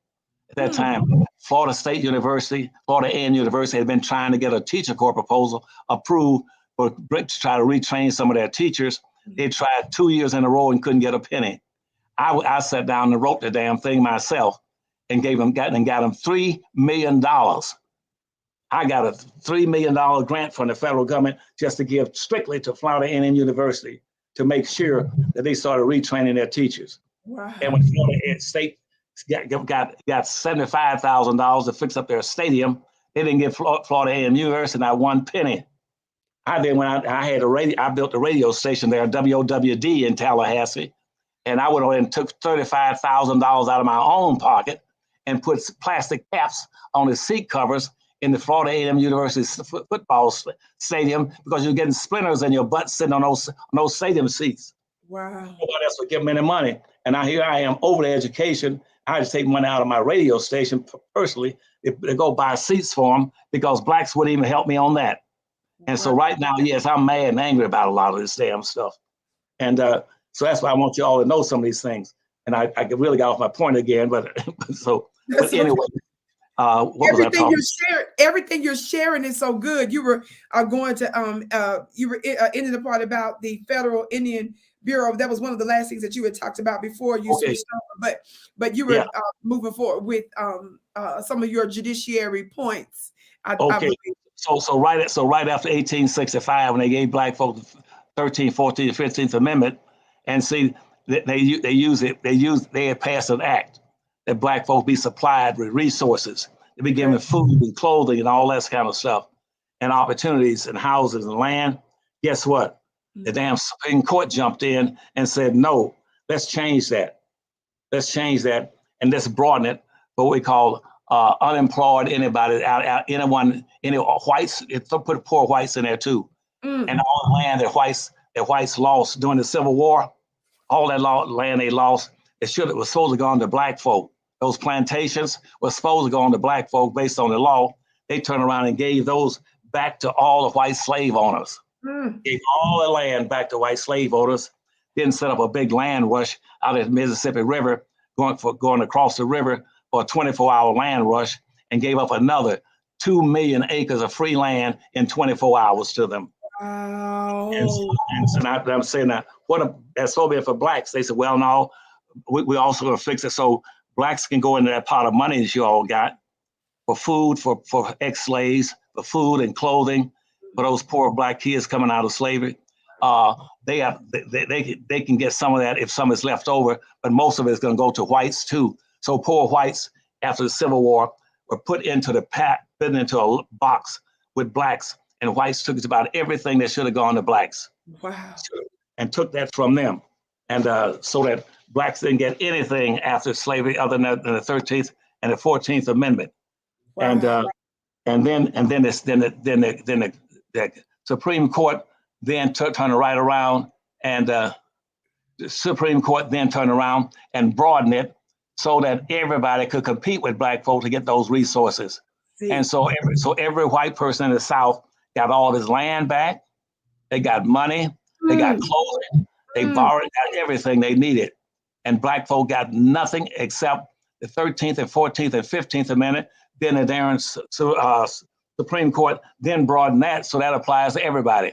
And that's how immigration came about. So now immigrants started pouring into the country. And those immigrants been poured into the country up until the present time. The Ukraine and the Afghanistan and the Hispanics, that's all down here in the border.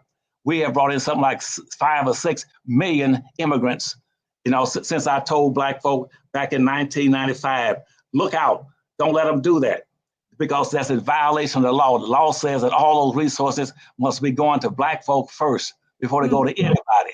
They must be going to black folk. That black folk are exceptional people. Now here's another point for y'all to push. You must now start pushing that black people are exceptional people. They're special to anybody else in this country. Don't go by this stuff don't let them put you in the minority categories where they pretend that everybody's the same. They're not the same. None of these people are even in the country. That's why I gave you this sheet. They weren't even in the country. How are you gonna make them equal to black folk? The worst law ever told was that all people are equal and everybody have struggled equally to build this nation. That is one of the biggest lies ever told. That's right. Biggest lies ever told. They didn't. They weren't even in the country. They came into the country and been competing with you. Hispanics right now were the third biggest slave holders in the world were Hispanics. They came in from Spain. The Hispanics, every Hispanic you got right now has already gotten benefits by being the beneficiary of rich white slave owners. That's why all those Spanish in the Caribbean, their ancestors were slave owners. They brought those blacks there as slaves. Puerto Rico, Cuba, all those places, Haiti. They brought them in. They had already gotten benefits by being the children of Hispanic slave owners. Then the same thing with every race, every ethnic group, every language group. Every group has enslaved black people. Everyone, and just remember this now. Don't worry about what whites enslaved black folk. Everybody has enslaved black folk. Wow. Okay, and gotten benefits. And see, even white women got benefits. When white women found out in 1868 In 1868, the blacks going to get all these benefits. You know the first thing they did? They went straight to the Congress. White women went straight to the Congress. They were pushing that time about women's right to vote. Exactly. Women always had the right to vote. Women always had the right to vote. But the law says if you're a woman, you must own property. You had to be a property owner. They were being shut out of voting because they didn't own their damn property. And so, and you see them out now talking about we too. You got everything. Everything. The white woman was second to the white man. Everything he had, she received it and owned it too. She whipped black folks' butts just like the rest of them. Yes, she did.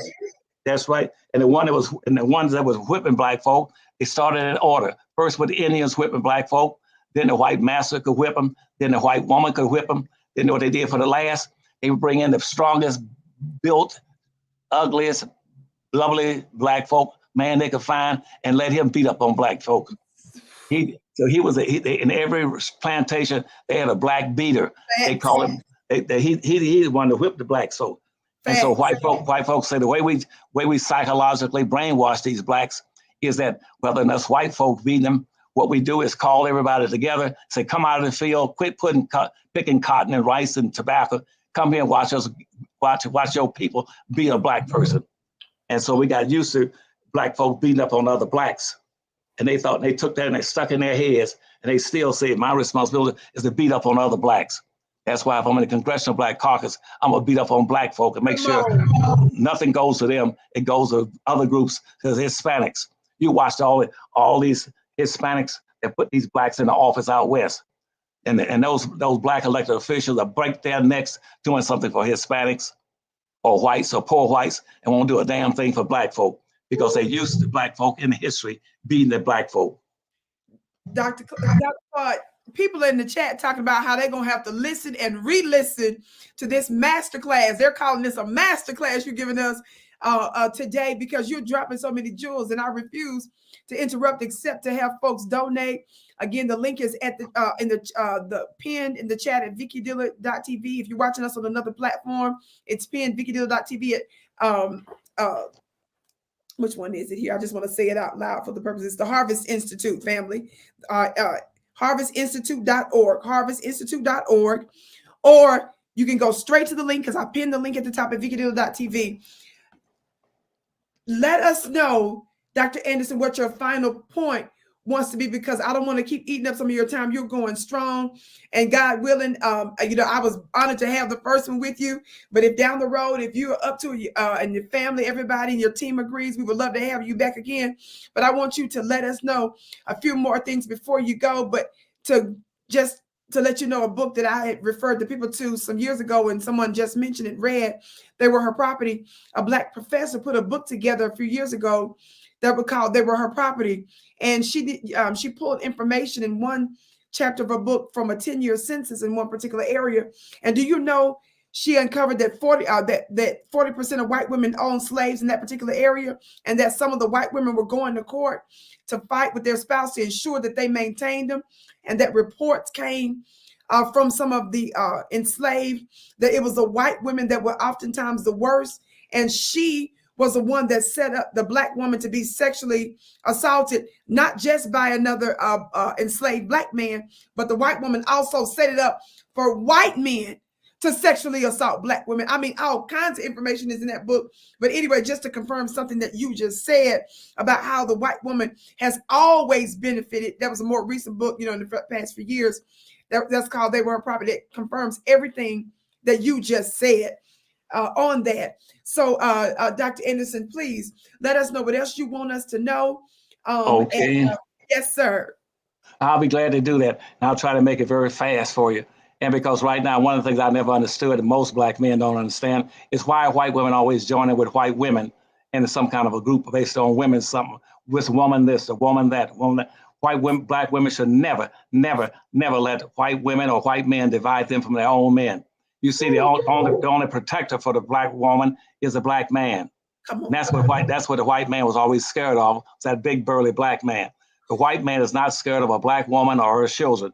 They are vulnerable once you get rid of the Black man. So they want to feminize the Black man if they can by making them all gay, have them all becoming transsexuals and everything else.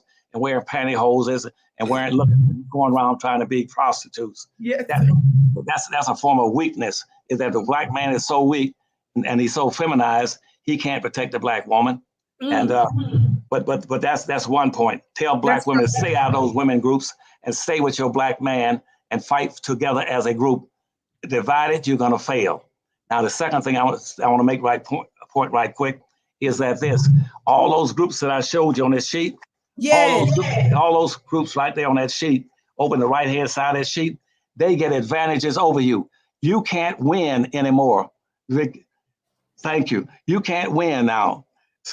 Once you left that left-hand corner, with only two of them just whites and blacks, once you went over and that sheet is just full of all these other groups, you can't win anymore. You are doomed. They're going to throw you in a hole and throw dirt and flowers on you pretty soon. You might be at best have another 15 or 20 years, and you're dead as a group of people. Because here's what's happening, that every group coming in this country, they are getting points over you. Their points are weighed.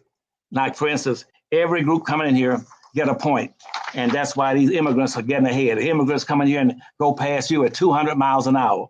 For instance, they're either classified as a religious group. If the Jews come in here, they're getting special credits and special support and benefits because they're religious.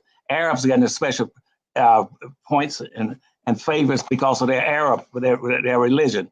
And all the way down the line, they're getting points for that. And so you got to compete against the Arabs for this, or the Jews for this. And just like other groups, all these other groups are classified as ethnic groups. You're not an ethnic group, so you don't get any points for that. Okay. And they get a point for that. So now they got 2 or 3 points against your no point. The next thing is they got a language. They come in and say, we speak French, German, Spanish. We want Spanish stations. We want half the programs on your TV station to be in Spanish. You don't see now half of the programs being dedicated to black folk. Right.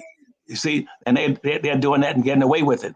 They came in and they didn't have any television station, radio stations. Out of 12,000 radio stations, Hispanics didn't have any. We had about 130 something, 140. Now we're down to about 2 or 3 because Hispanics have television stations, they have radio stations. We have none. But television stations are 5,000 television stations.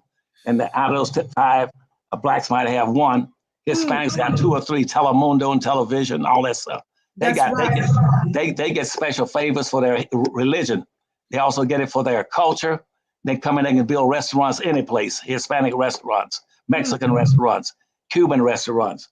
And they get credit for it, and everybody go to their business. Nobody comes to your business because you don't have any culture. They stripped it. Whites got your culture. Whites got your culture. They took everything out of your culture. They take your dress from your young people. They take your language, slang, and use it for advertising, promotions. They take your clothing and promote it. They take all your athletes, and whites own the baseball teams, the football teams, the basketball team.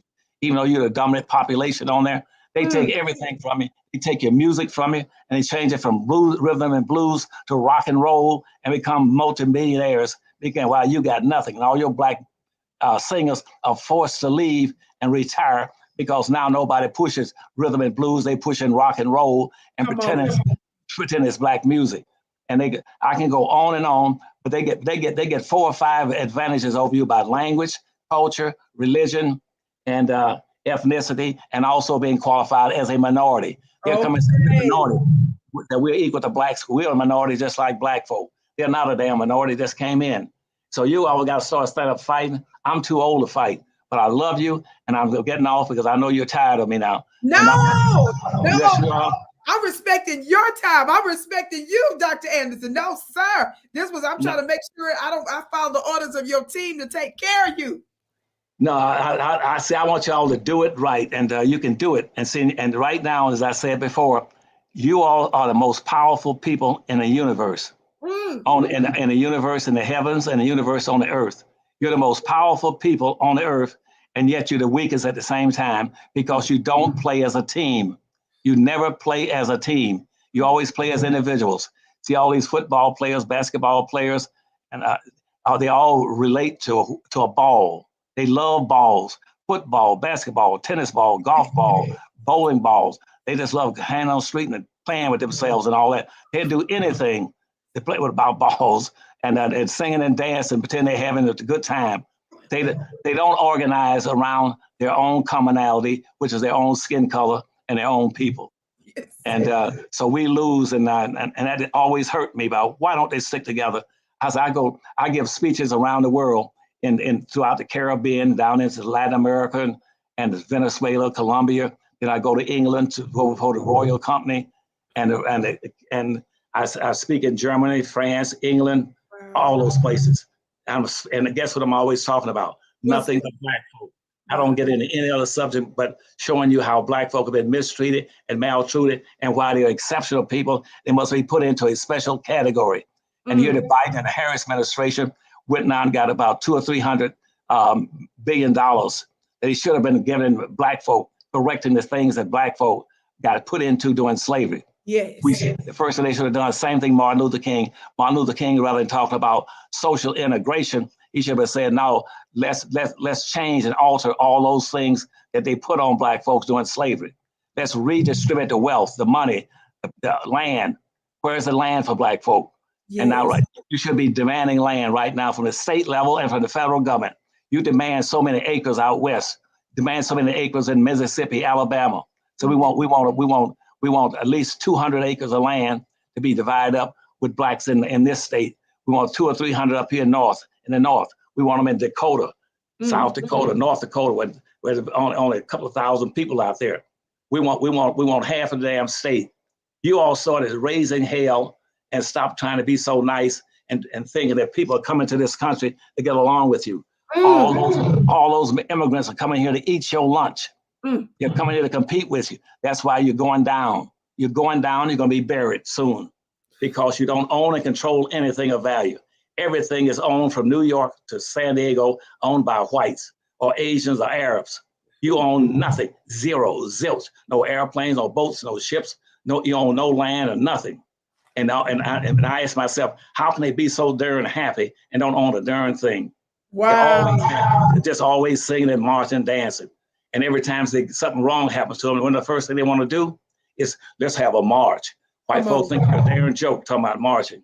And you signal weakness. When you march, you're signifying a weakness, which means you're after the fact. They've already beaten you or taken you, whatever it is, or shot 3 or 4 more of you, and you're marching just out of frustration. You start saying, no, we're playing an eye for an eye, like Dr. Anderson said, with the senator, with getting the judges. An eye for an eye and a tooth for, if you kill us, we're going to start doing the same thing that y'all do to us. Wow. Y'all y'all listen to our commander in Vanguard, the great Dr.Claud Anderson. Dr.Claud, I remember reading an article sometime back, the last part you were talking about foreigners and stuff. And I was reading this piece and I found one of the articles. This is from 2021, right? April 2021.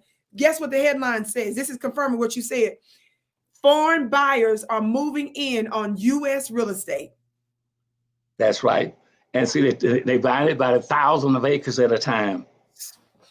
Dr. Claud. And see, yes, go ahead. Blacks just trying to buy a little house here in a little lot right here in the urban cities. These whites are going to buy up, and all these foreigners are coming in here to put up factories in the rural areas where they got large tracts of land. They're buying thousands of acres at one time. But you know why? Because on that land are the gold, the silver, the land, the animals, the food, the water, everything. You got water shortages coming. You got food shortages coming. How much land is owned by Blacks? Less than 1/2 or 1%. That's all you own. How many in the Black neighborhoods? You don't even have a community in the neighborhood. Where are your hotels? You only have about 2 or 3 hotels. Right. And 45% of all the hotels in the United States are owned and controlled by Chinese or Asians. You don't own anything. Where are your doctor's offices? Where are your hospitals? You got 2 hospitals in the United States for Black folk. One in Washington, D.C. and one in downtown in New York, in Harlem. You don't even, if you go to get sick, you haven't got any place to go to white hotels, white hospitals. You don't. Where are your grocery stores? You own nothing. And I'm sick and tired of Blacks owning nothing. Yes, sir. Yes, sir. I'm telling you, we have our marching orders, don't we, family?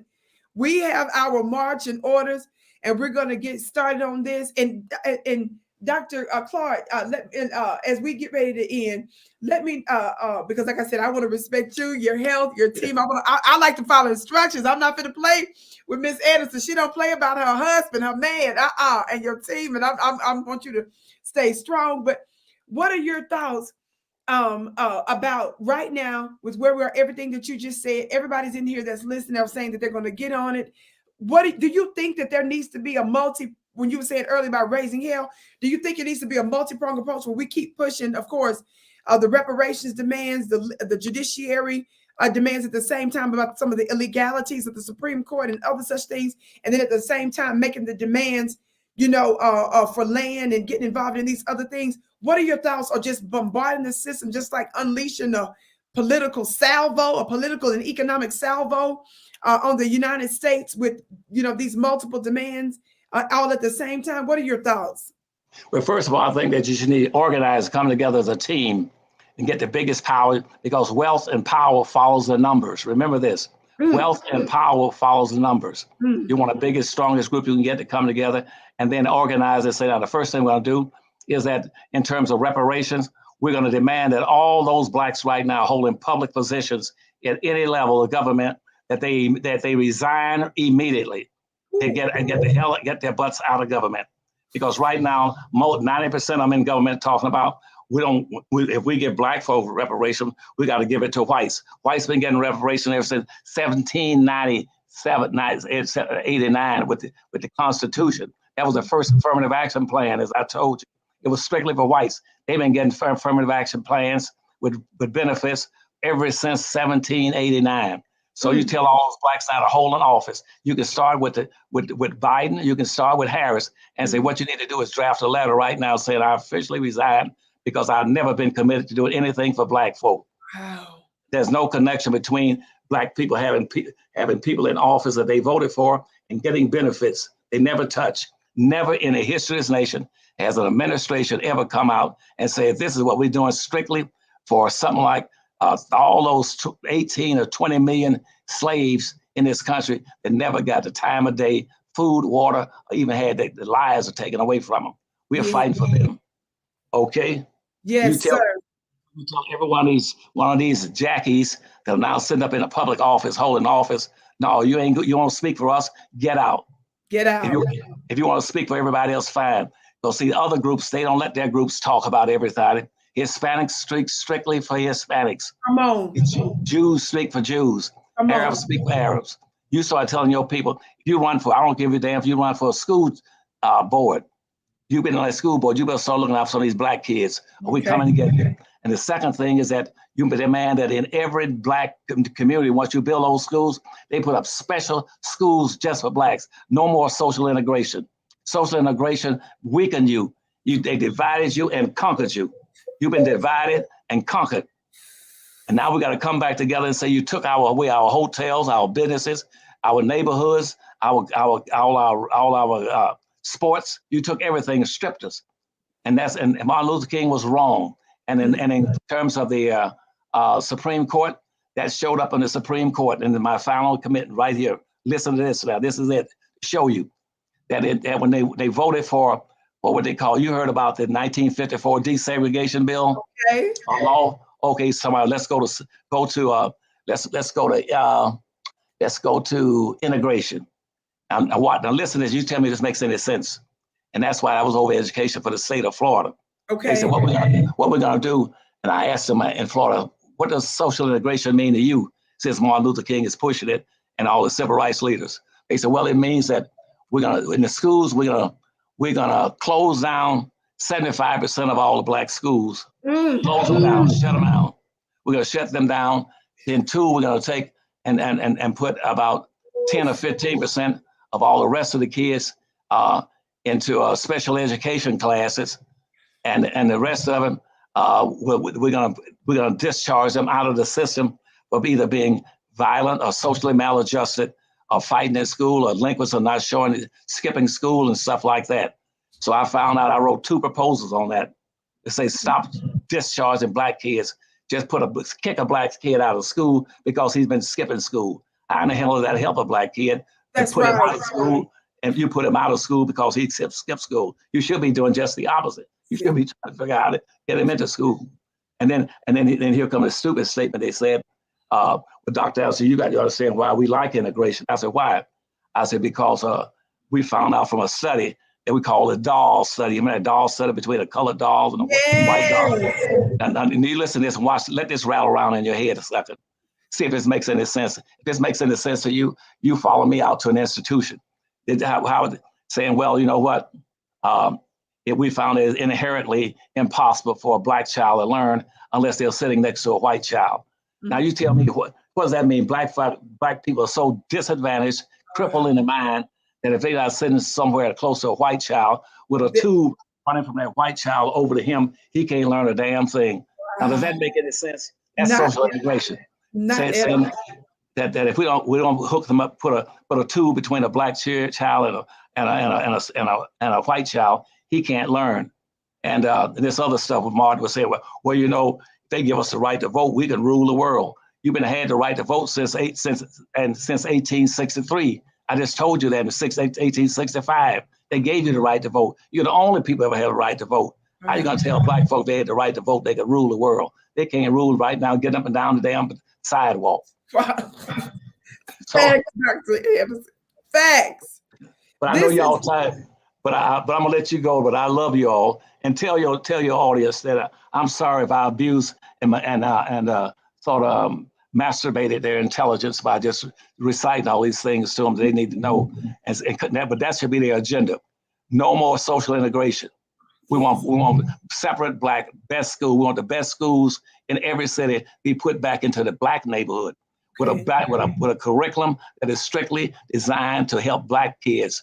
Black kids come to school with different motives, emotional, and problems than the white kids. You cannot use the same books in the same school with white and black kids. Their problems are different from ours. Yeah. That's why I wrote my books. You tell all your audience, I wrote my books to be strictly and solely for black kids. Yeah. They start with the first book called Black Labor, White Wealth. That is your problem. You don't own and control a damn thing. So you start with that book and you go from that book to the Powernomics. Then you read those two dirty little secrets books saying why you're special people. Then you read the Black History Reader that says here's a problem and there's questions and the answers to them. When y'all read those, y'all will be some powerful people. And remember right now, blackness is power. Everything on this, everything in the heaven, like the black hole. Black hole is 200 times more powerful than the sun. The black hole can suck the sun in and destroy it. The black holes in the space are the most powerful thing you can get. The black bird, I'm a pilot, I'll tell you as a pilot. Yeah. And I was a pilot in the Marine Corps. But you see, the black bird, that black bird can fly so fast it makes your heart, make your blood boil. But they can't use it the way they want to because it was getting so hot that the plane would just almost disintegrate from the heat. And then they found out the only way you can stop it is to paint it black. Why would they paint it black? And they didn't get bothered anymore because blackness is the strongest color in the color spectrum. There's nothing in the color spectrum. You got 8 colors that the blackness will beat up any color in the color spectrum. Blackness will beat the hell out of pink, yellow, green, brown, any color you name. Black will run over it and knock it out.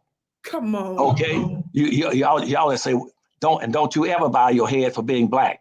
You say, I'm black, and I don't get into this proudness business, but I'm black and I'm the most powerful thing in this universe. When you get to the earth, the black vegetables are the most powerful black, the most healthful blacks on the earth. Come on. The black fruits, black plums, whatever it is, the black foods are the most powerful, healthiest food on the earth. Okay, what is on there? And we got a cloth on the earth called the black cloth. That black cloth is so powerful right now we got on the earth, it can suck light into it and destroy it. Did you know that? No, sir. You all have this power, but you all been taught to run away from your power, to run away from your blackness. And I tell me, y'all are black. Well, Dr. Anderson, he just stepped on my toe. He's a black MF and all this kind of stuff. I said, well, y'all quit beating up on each other. Come on. And you don't have to be making love to each other every 20 minutes. Just care about each other. Yes. I love all of you. And I'm going to quit now. I know you're tired of me. So I love you, baby. Please stop saying that. We are honored to have you. And Dr. Anderson, the audience is actually giving money so they can tell you that they like the tough love, and they said, "Don't apologize for cussing." Well, you tell the biggest thing and do for help is now we got all these books that I wrote when I left the government with all the presidents and governors. In my experience in the Marine Corps, I was a safety and survival engineer. My responsibility was teaching my pilots how to survive when the plane went down. Wow. If they crashed in enemy territory or in a desert or in snow-covered Northlands, how they kept warm, created food. That was my responsibility to teach them how to survive. Well, we had schools over in Hawaii. I had over 7,000 soldiers that were in prisoner of war camps in North Korea and in China that had been captured during the combat and fighting over in Korea. They had been picked up and put in camps. And after 3 years in the camp, almost 4,000 of them died for the lack of understanding what brainwashing was. So we had to deprogram and debrainwash them in Hawaii. That was one of my responsibilities, to deprogram black soldiers that were in camps, in prison camps, that were dying, just given what we call give-up-itis or surrender-itis. They lost respect for themselves and their people and just pull the blanks over here like they just died. I'm telling y'all, quit pulling the damn heads over your eyes and dying. Come on. Be something. Go buy those darn books and tell the schools you get those books in those black schools. So I wrote them to show those black kids what the problems were and how to get out of it. And right now, all the reading books committees are controlled by whites in every school, in every city, in every state. The state schools are controlled for reading materials by whites. Y'all let that go down, rather reading about Benjamin Franklin, George Washington, instead of saying Anderson wrote these books after all his years in government all around the world, fighting for us, show us how to survive, and we don't even buy the darn books. Well, that's changing. We got the link up there, powernomics.com, powernomics.com. Family, that's where you get your books. The other website is already pinned at the top as well here at VickiDillard.tv for harvestinstitute.org, harvestinstitute.org, where you can support and get involved in this think tank family. He has given us our marching orders, all of the specific things that you would have for the blueprint, the map to Black economics and Black power is written in the books. All of these jewels that everybody is tripping about now that's in the chat, he's put it in the books. So if we want to go to powernomics.com, the link is here. And also pinned is the link for harvestinstitute.org, family. We so honor you. We thank you so much. And again, everybody keeps saying, they said, don't you dare apologize. They said, we love you and we need the tough love. They tell me we need the tough love, Dr. Anderson. And we thank you. And we thank you. We're going to continue to support. We're going to continue to give. And most importantly, family, is us to start to put these things into action. He's giving us some specifics to do right now. So listen, re-listen, have some folks over and let's get to work. Okay, family? All of you that gave here in the super chat, your gifts are blessed 1,000-fold. Thank you so much. But the main reason I'm here right now is for us to get to work on this high wisdom that our brother has given us and laid out for us. Buy the books by the dozens, by the hundreds, powernomics.com. Make sure you get involved at harvestinstitute.org. Please, Dr. Anderson, send our love to your wife, to your family, and most importantly, thank you. We bow to you. And I'm going to talk offline. I'm not going to push it, but I wouldn't mind getting another interview later. You're good, girl. Well, you're good. You just tell them that the books, they can get all 5 of those books for, I think it's for about $100. Get all 5 of those books for $100. It's called a library pack, which in every home, you got to have 5 books on the shelf. That'll tell them everything they need to know about race and which none of these Black people in school ever teach their kids any of the things you find. That's why they call dirty little secrets in those other 2 books, things that they never hear and whites will never teach you. You tell them to get that library pack for $100 and they can and their kids will know everything they need to know. And plus that'll put a little bit of a tail to my good friend, like Malcolm X, because Malcolm X says, I'll tell you about him. He says that they're good people, but the best way if you want to keep a secret, Dr. Anderson, just put it in a book. Well, a black person will never find it. And so please help me prove that Malcolm was wrong, okay? Yes, get those books and read them. We're going to get that library pack today. And somebody just said, we have no excuse, family. Somebody just said that we have no excuse. Powernomics.com, harvestinstitute.org. We're on it, Dr. Anderson. Everybody, we're on it. Let he and his family, his team, flood them again. Share this. We thank you so much for being with us today. We bow to you, your family, your wife, and we cannot wait to share this information and get involved further. Thank you so much. We love you. We love you. I love you all, and I love your students. I just love to see Black folk learn something and just stand up and just say I'm something special. And remember, always declare yourself to be exceptional people.